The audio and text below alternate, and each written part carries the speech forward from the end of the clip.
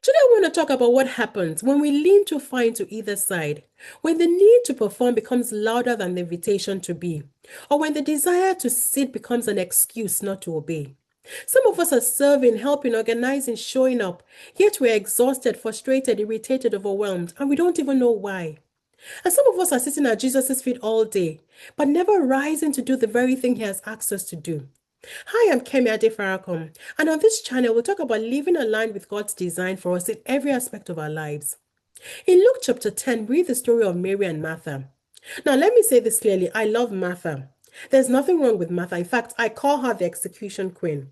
She gets things done. She makes sure that people are fed. She makes sure that the home is kept in order. She's a friend you want beside you when you're planning a wedding, hosting guests, or running a business. But here's where the tension begins. Martha welcomed Jesus into her home. But once he stepped in, she became more concerned with people's perception than being with the one who really mattered.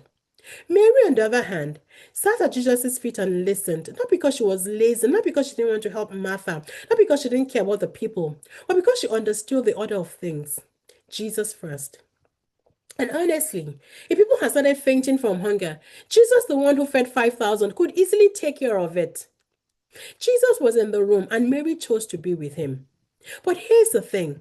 Some of us are like Mary, sitting at his feet all day long, but never rising up to do what he has called us to do. We stay in the place of receiving, but we never move into obeying and doing. And some of us are like Martha. We've welcomed Jesus in, but we don't actually make time for him. We say we love him, but we're too busy for him, too busy serving, even serving in the church. Too busy planning the women's event he said he asked you to put together, yet somehow not spending time with the one who told you to put it together. He gave you the assignment, but somewhere along the way, the assignment has become more important than the one who gave it. You become more concerned about the externals, how it looks, what people will say, making the right impression, instead of being concerned about the transformation of people's lives at the event. We say we are doing it for him, but we've quietly left him out of it. We've welcomed him into our homes, but we've left him sitting in the waiting room of our lives. And honestly, I slip into Martha mode more than I care to admit. And then I find myself frustrated, snappy, irritated, overwhelmed, wondering why everything feels heavy. And every single time I slow down and go back to God, he shows me the same thing. Kemi, the posture of your heart has shifted. Because serving is beautiful, but serving from a place of pressure, performance, or perfection, it will always drain you. And here's the truth. When you don't know who you are or whose you are, your service will always come from a place of performance. You try to earn what has already been given, God's love. You try to earn other people's approval, which you shouldn't. You try to serve your way into acceptance. But identity comes before assignment. God cares more about the state of your heart than the perfection of your performance. Your being with him matters more than your doing for him. And when your doing becomes louder than your being, your soul will always feel the weight. So ask yourself today, am I trying to make God love me with the things I'm doing, or just making people accept me? Is this really for God, or am I slipping back into performance? Have I stopped listening to God because I'm too busy trying to get everything together? I'm trying to make everything perfect. You don't have to earn God's love. You already have it.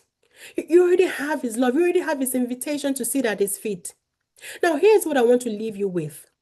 God isn't asking you to choose between Mary's posture and Martha's strength. You were created to be both, a woman who sits at his feet to listen, and a woman who rises from that place to build, serve, and execute with excellence. When you spend time with him and you know who you are, you serve from identity, not insecurity, from wholeness, not performance, from sonship, not striving. Knowing who you are and who sent you realigns your heart and releases you from the pressure to perform. So pause the planning, silence the pressure, and come back to where everything started, at his feet. If this spoke to you, don't forget to like, subscribe, and share this video with another woman who needs this reminder. And tell me in the comments, are you more like Mary or Martha in this season? See you in the next video.